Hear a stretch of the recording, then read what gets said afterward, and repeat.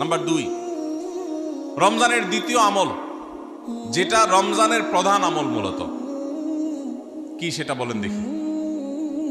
রমজানের প্রধান আমল কি ভাই? রোজা রাখা। মাশাআল্লাহ, উত্তর সঠিক। রমজান মাসের প্রধান আমল হলো রোজা রাখা। রোজা রাখার চাইতে এ মাসের বড় কোনো আমল হতে পারে না। রোজা রাখা রমজানের সুন্নত না মুস্তাহাব? ফরজ।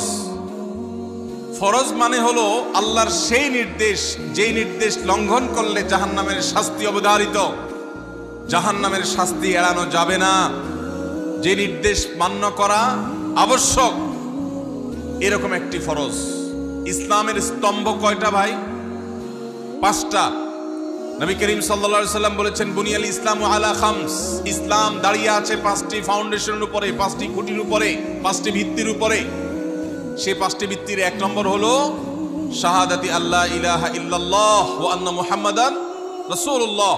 আল্লাহ ছাড়া ইবাদত এবং উপাসনার উপযুক্ত আর কেউ নাই, আর মুহাম্মদ সাল্লাল্লাহু আলাইহি সাল্লাম আল্লাহর পাঠানো রাসূল, এই কথার সাক্ষ্য মুখে দেওয়া, এটা হলো 1 নম্বর স্তম্ভ।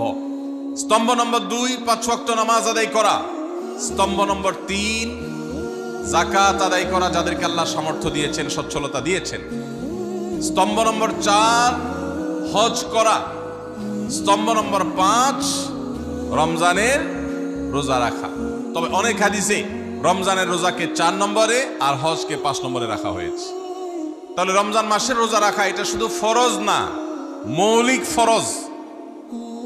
নবী করিম সাল্লাল্লাহু আলাইহি সাল্লাম বলেছেন, যদি কেউ জীবনে একটি রোজাও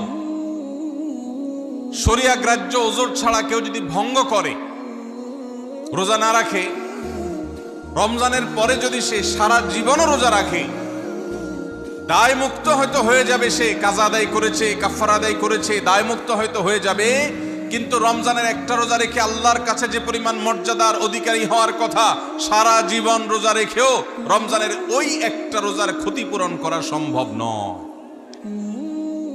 এই জন্য সবাই রমজান মাসে ফরজ রোজা রাখবো তো ইনশাআল্লাহ।